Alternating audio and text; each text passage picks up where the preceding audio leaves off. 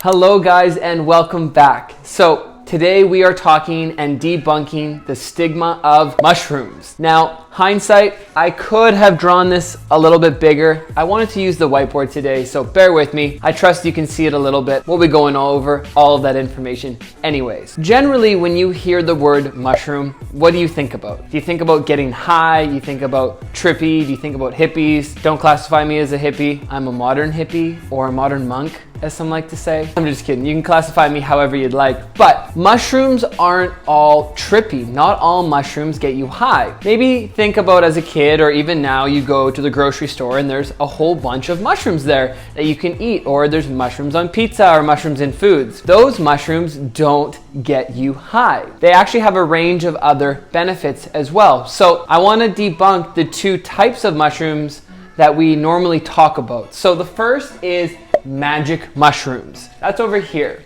So magic mushrooms, psilocybin mushrooms. If you hear people saying psilocybin mushrooms and you're not sure what that means, that is one of the active compounds that's inside of the quote unquote magic mushrooms, also referred to as shrooms. Shrooms, magic mushrooms, do get you high. Now, I'm gonna create another video that goes deeper into magic mushrooms, so stay tuned.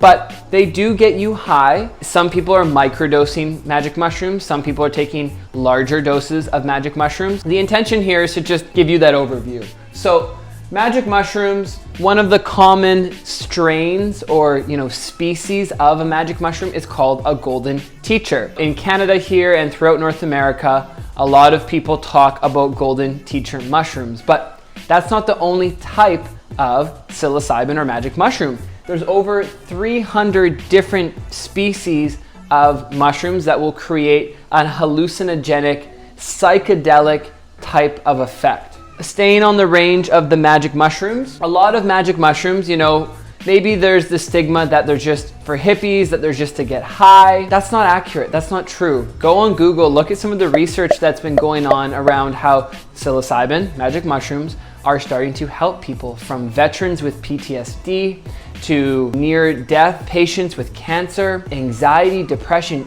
eating disorders. All kinds of different mental disorders are being cured or helped along with psilocybin mushrooms. And so magic mushrooms, not always trippy. They do get you high. You can micro or macro dose it. That's a totally different thing. Mental health is the main aspect of psilocybin mushrooms from an intentional standpoint. One of the main things that it works on here is something called the default mode network. It's a root medicine or known as a plant medicine as well. And what the default mode network is this overactive part of your brain. What mushrooms can do, or psilocybin mushrooms, is they actually dampen or deactivate that part of the brain so that your brain can connect to different regions of the brain in a more effective way. There's a whole lot more to this. That's a very general overview. So let's say someone has trauma. There's a very good chance that they're stuck in this state of trauma, if you want to put it that way. Taking this, psychedelic mushroom gives them an opportunity to see outside of that lens of trauma. And from that place of connection and working with different regions of the brain, it's almost like a reset. It can reset many different things. So again, I'm gonna talk further on that on another episode, but that is magic mushrooms in a nutshell. Magic mushrooms are not functional mushrooms.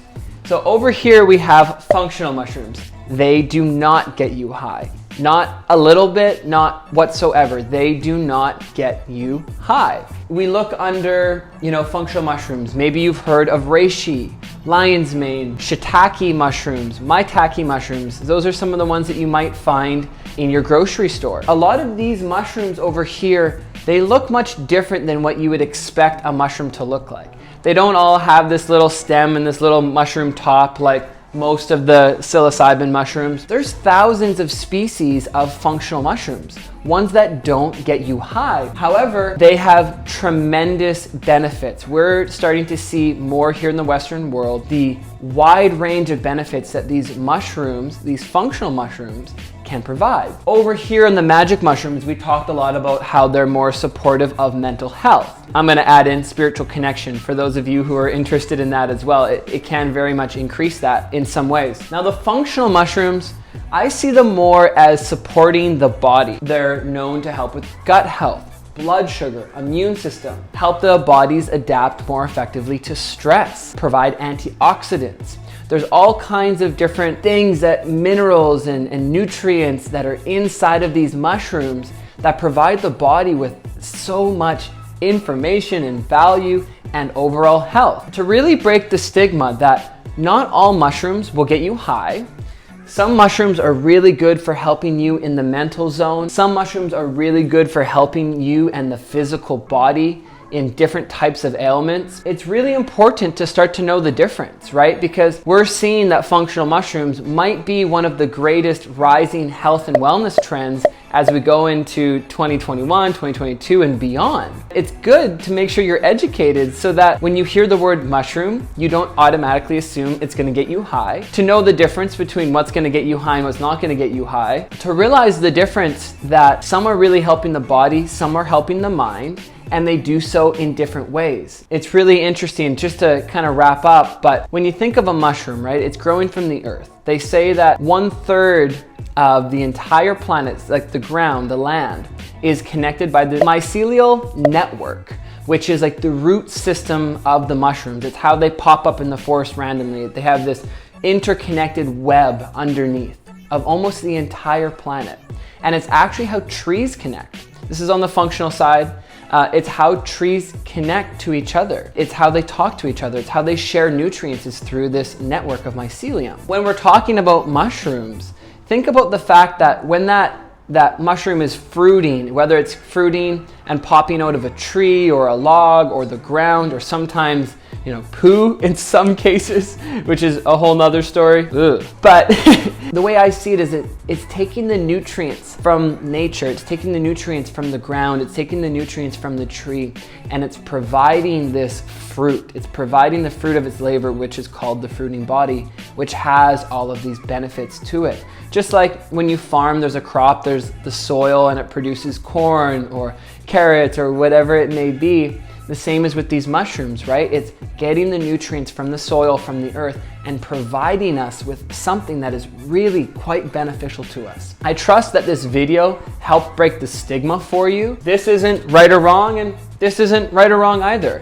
It's just general information so you know that not all shrooms or not all mushrooms will get you high. Some have tremendous health and wellness benefits. I'm excited for you to try some of them out if you haven't already. You can take them in capsule form, powder form, tincture forms.